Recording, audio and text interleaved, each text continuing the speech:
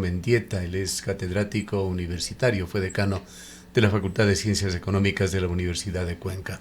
Economista Mendieta, para el día lunes, el día de ayer, había muchos temores en Ecuador. Se hablaba, había rumores y comentarios tan extremos que señalaban que podría darse hasta una corrida bancaria en esta semana. La situación con los resultados electorales ha cambiado y quisiéramos abordar el panorama que se refleja en este nuevo escenario en el cual prima mayor confianza en el sistema financiero, el sistema bancario, la dolarización, aquel escenario que promete llevar a Ecuador en este mismo mes a niveles de hasta 700 puntos de riesgo país. Sí, muy buenos días, estimado Gustavo, Rosana, un gusto estar en este medio de comunicación y un saludo a quienes nos escuchan. Así es, lo que se preveía es que ya con los resultados, que obviamente no se sabían por lo apretado que venían mostrando los números en las encuestas, que podía darse, digamos, el mismo día domingo o podía tardarse unos días más. Sin embargo, ya con los resultados, yo creo que esa incertidumbre que teníamos en el panorama económico, pues obviamente prácticamente vino a cero, ¿no? Sin que eso quiera decir que haya desaparecido, porque todavía siguen existiendo, digamos, pues algunos temas que pueden irnos atacando desde el punto de vista económico y que también habrá que hacerle frente. Así es que eso es lo que se está viviendo ahora, se tiene el panorama claro, ¿no es cierto? Se ha quitado esa nube en el sentido de no saber por qué camino nos íbamos a ir, ya una vez que el pueblo ecuatoriano en las urnas, digamos, se ha manifestado, entonces obviamente se ve ese camino hacia adelante y ahí es en donde podemos empezar a ver ciertas variables económicas que pueden empezar a tomar un rumbo, digamos, pues ya marcado, como es el tema de, por ejemplo,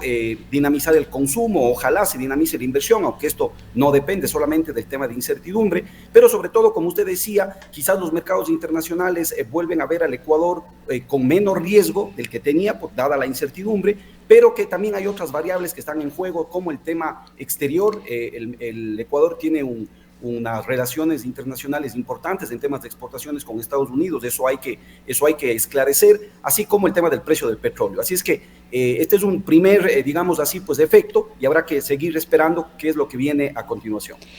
Economista Mendieta, muy buenos días. Pues uno de los retos que tiene este gobierno hasta el 2029 es la urgencia de pagar alrededor de un 35% del total de la deuda externa. Esto es alrededor de 16.500 millones de dólares que deberá pagar Ecuador entre el 2026 y el 2029. Es justamente el periodo de este presidente o de este reelegido presidente Daniel Noboa, quien estará al frente hasta el año 2029 y este monto ni siquiera contempla los intereses. Nos preguntamos de dónde va a salir este dinero. Definitivamente ese es uno de los retos, Rosana, porque hay que acordarnos, ¿no es cierto?, que el tema de la renegociación que se hizo de la deuda externa años atrás, justamente empiezan a tomar, digamos, pues ya vencimiento hacia el año 2026 y consecuentes y posteriores, ¿no? Entonces, claro, esto invita a pensar, y por eso que hemos dicho eso, que el país necesita una hoja de ruta en temas económicos. Uno de ellos es cómo se va a reperfilar esta deuda externa, porque definitivamente va a necesitar que el gobierno nacional toque las puertas de organismos internacionales. Podría pensarse, ¿no es cierto?, en una suerte de línea de crédito especialísima que podría dar el Fondo Monetario Internacional, como más o menos sucedió en el caso de Argentina, aunque las condiciones podrían ser distintas, pero esto podría pensarse en el hecho de que la deuda o el pago de la deuda podría oxigenarse de alguna manera. Eso está por verse y por eso mismo, reitero, esa hoja de ruta que esclarezca el camino económico en el corto y mediano plazo es urgente para el país. Yo creo que este segundo tramo del presidente Noboa, ya en funciones, electo para 4 años, debería marcar esta hoja de ruta en temas económicos para el tema de deuda externa, el tema de comercio internacional y sobre todo el tema del empleo, ¿no? Esos 1.282 puntos que se registró ayer como primera figura post-electoral en riesgo país, 562 menos que el pasado 11 de abril. ¿Qué le dicen a usted en términos de posibilidades de gimnasia financiera para las autoridades ecuatorianas? Que es un espacio importante, pero que esperamos que siga bajando, ¿no? Que siga bajando al menos por debajo de los 1.000 puntos para poder sentarse de alguna manera en una renegociación, en una negociación del tema de deuda externa. Yo creo que las condiciones se pueden ir construyendo, pero esto va a implicar de muchas estrategias y de negociaciones directas que tenga que hacer el presidente Noboa con su equipo económico. Ahora, otro tema que ha estado en discusión y debate, sobre todo en el contexto de la campaña electoral, Rodrigo, son estos bonos que ha ofrecido y ha estado entregando el presidente de la República a los pequeños emprendedores, a los jóvenes, a otros sectores de la economía informal, con un monto que, si no me equivoco, supera los 500 millones de dólares. Esto ha sido cuestionado, se ha dado en medio de una campaña electoral, en una crisis económica además que vive el país. ¿Esto qué efectos va a tener de aquí en adelante? ¿Cuáles son sus análisis? Rosana, va a ampliar el déficit, un déficit que ya viene marcándose alrededor de los 3.500 millones de dólares, podría entonces subir, va a empeorar esas necesidades de liquidez que el gobierno tiene o va a tener en los próximos meses para cerrar el año.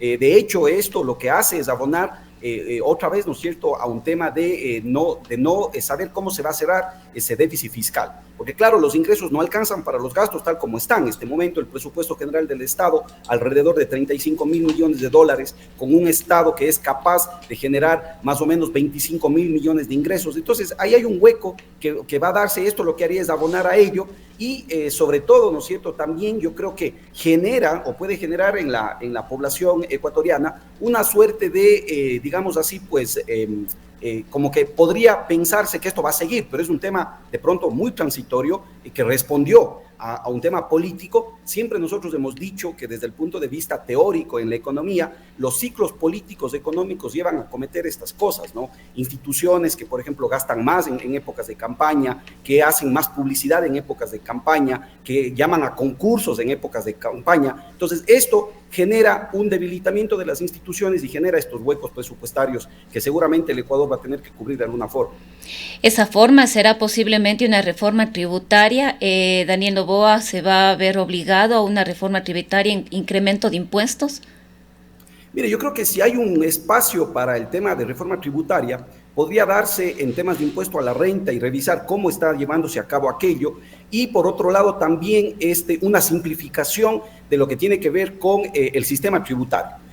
Yo recuerdo que cuando meses atrás o meses cerca de que estuvo la salida del ministro Vega, él planteó o anunció una reforma tributaria que venía a simplificar los trámites. Si es que esto se continúa y si es que esto responde al hecho de reducir la tramitología y con eso aumentar, primero reducir el gasto fiscal con tantas exenciones que tenemos, pero sobre todo disminuir la evasión, yo creo que podría generarse digamos así, aumento en la recaudación.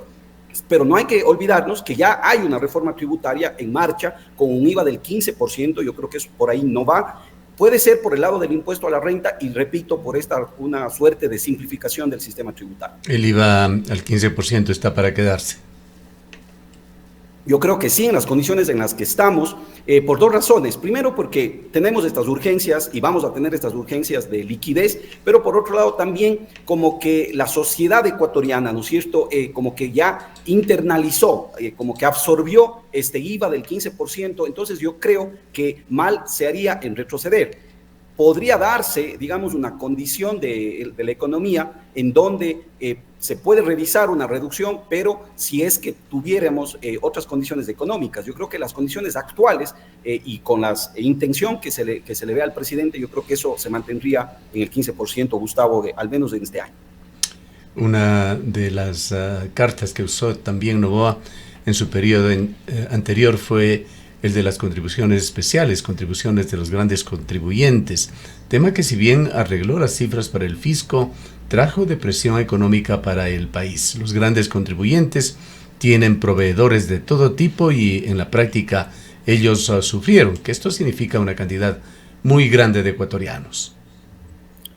Así es, definitivamente es de esa. Podría darse, ¿no es cierto?, una situación parecida, quizás con acuerdo con estos grandes contribuyentes, pero que hay que entender que esto a la larga, al final del día, termina traduciéndose en costos o en mayores precios para los consumidores en las diferentes áreas en las que estos grandes contribuidores están aportando, ¿no? Sobre todo, por ejemplo, en el tema de la banca. Si bien es cierto, las utilidades son grandes, son importantes, pero también el costo del dinero, la tasa de interés en el Ecuador es alta y eso es una de las razones que impiden este aumento de inversión y dinamización de consumo. Entonces, yo creo que ahí hay que ir sopesando el tema. Recuerde que también está la alternativa de la remisión de deudas, ¿no?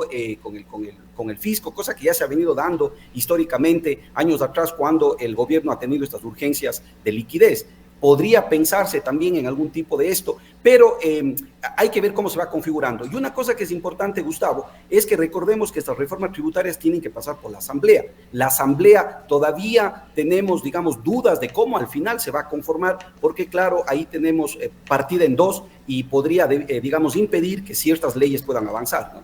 Sí, yo creo que se espera en la Asamblea es que varios asambleístas se suban al carro triunfador, al carro de la victoria y que ADN pueda conseguir por lo menos una mayoría simple.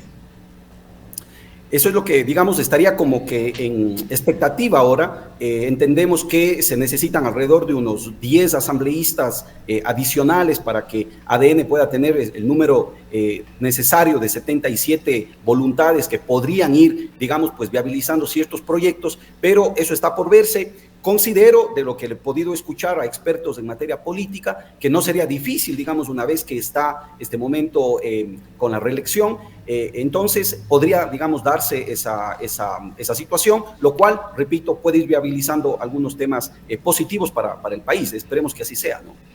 Rodrigo, ¿una moratoria de la deuda podría ser una alternativa? ¿Es viable en la coyuntura actual, en la situación que vive el país y su relación con los multilaterales? Yo creo que sí, traducida esa moratoria como un reperfilamiento, como un nuevo préstamo para pagar un préstamo anterior y ir pateando los temas hacia adelante, podría darse, digamos, un tema como esos. Moratoria como pensar en un no pago, yo creo que no sería esto, más bien pienso yo en un reperfilamiento, una renegociación, nuevo crédito, pero que definitivamente termine oxigenando al tema de liquidez del gobierno. Yo creo que el presidente Noboa lo que va a querer es que estos próximos años, pues obviamente tenga los recursos suficientes para lo urgente que necesita el país y resarcir temas importantes como inversión en infraestructura vial, como inversión en educación, que ha venido siendo golpeada desde la pandemia hacia acá y no ha podido elevarse la inversión en educación superior, por ejemplo, el tema de inversión en salud y la inseguridad que tenemos que seguir atacando. ¿Qué decir, economista Mendieta, sobre lo que ha sido uno de los pilares de la economía ecuatoriana, las remesas en la situación actual? City Research, a través de su representante para América Latina, Ernesto Revilla, acaba de presentar un informe en el sentido de que las remesas son un factor determinante, ya que entre más remesas recibe un país, más vulnerable es a cualquier cambio que pueda afectar al flujo de dólares. Esto haciendo alusión a las políticas de los Estados Unidos de Donald Trump. Usted es un conocedor, un estudioso del tema de las remesas. ¿Cómo ve su futuro?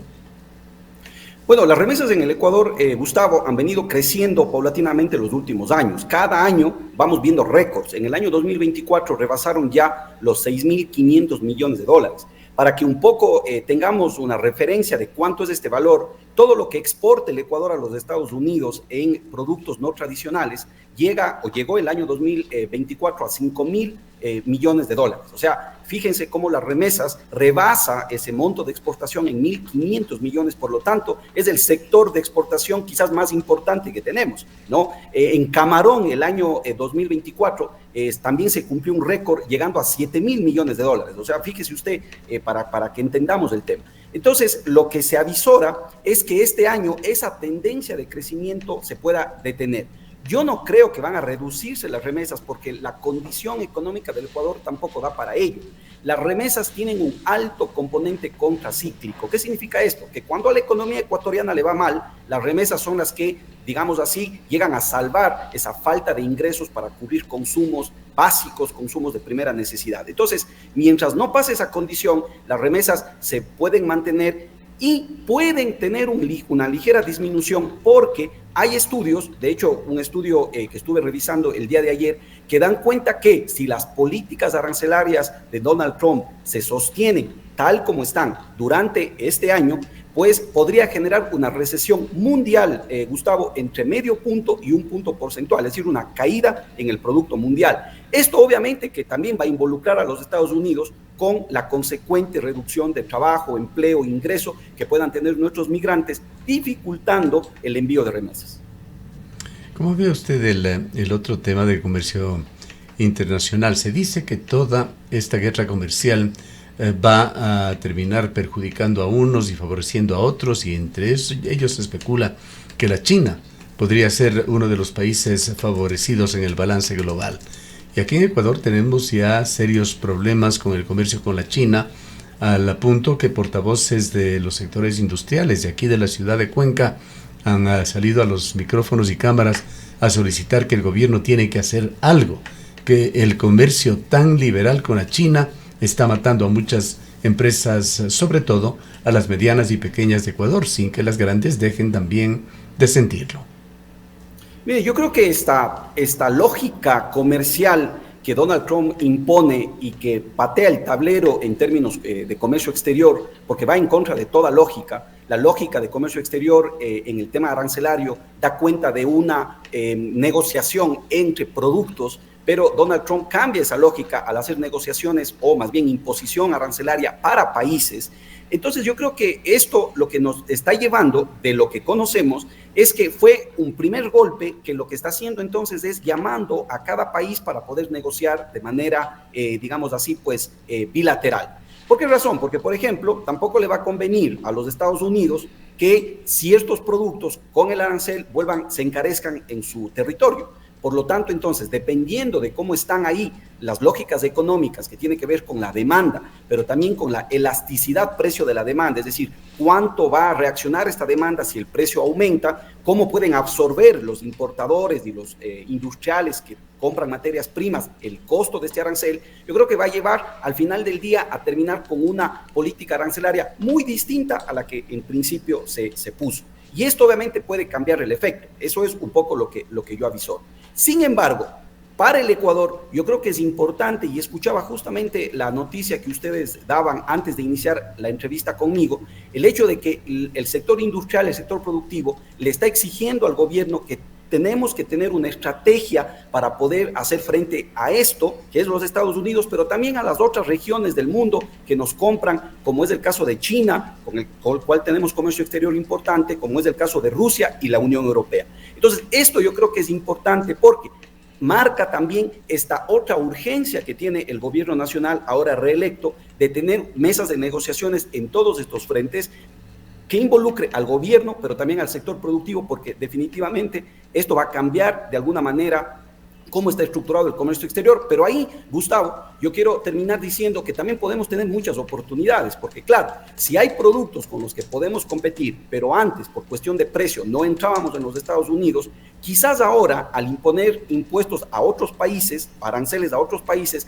pueda el Ecuador abrir una puerta para poder canalizar estos productos no tradicionales. Ya a este momento, a Estados Unidos estamos exportando más de 1.200 productos. Yo creo que esa diversificación es importante que se acrecente.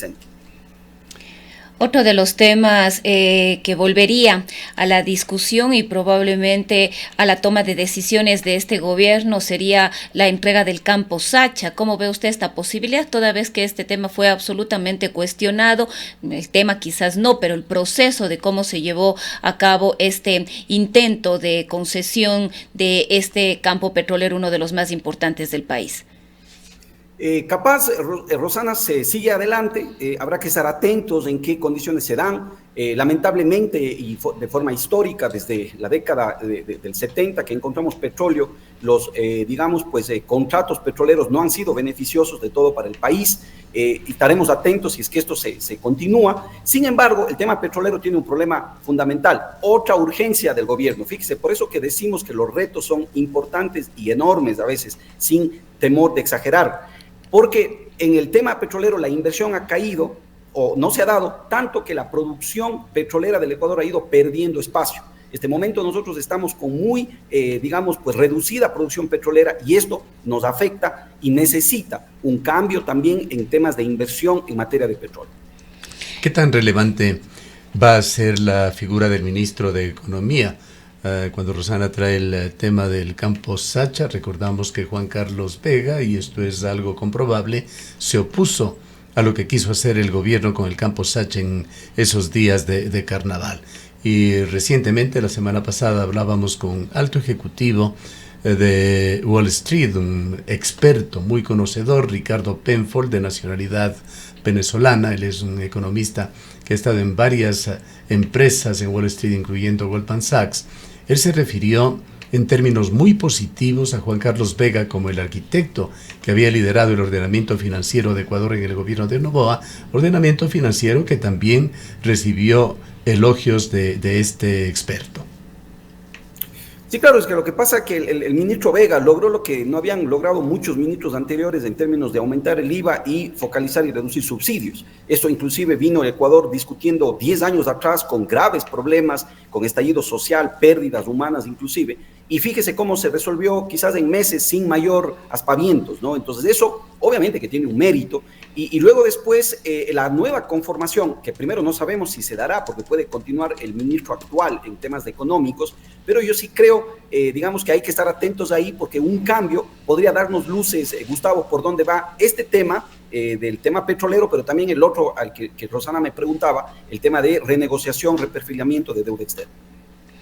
Ahora, Rodrigo, otro tema que ha sido anunciado en campaña electoral y que ya se pronunció el ministro de Gobierno José de la Gasca es la posibilidad de una asamblea constituyente. Ha dicho que esto será una prioridad, pues iremos nuevamente a las urnas. El hecho de estar permanentemente en procesos eleccionarios de alguna manera detiene una gran cantidad de decisiones que en algún momento deben tomarse y quizás en temas económicos va a ser una determinante. A ver, ahí yo creo que en términos de índole, ¿cómo diríamos? Política o institucional, diríamos mejor, en el caso del Ecuador, existen cosas que se tienen que reformar. Hay dudas y obviamente también argumentos que, por ejemplo, el sistema de partidos, el tema electoral, algunos candados que tiene la Constitución, la situación de la dolarización, el tema también, por ejemplo, de la conformación y rol que tiene el Consejo de Participación Ciudadana, yo creo que sí ha generado en estos últimos años, ¿no es cierto?, una suerte de distorsiones institucionales que están de una o de otra manera afectando el tema económico y el normal desenvolvimiento del Ecuador. Entonces yo creo que sí es importante, no quitándole el peso a ello. Sin embargo, lamento que esta situación nos pueda llevar, ¿no es cierto?, otra vez a una lid política, que lo que hace Rosana es otra vez volver a una incertidumbre, porque no vamos a saber qué va a pasar y sobre todo el gobierno va a estar dedicado a ello.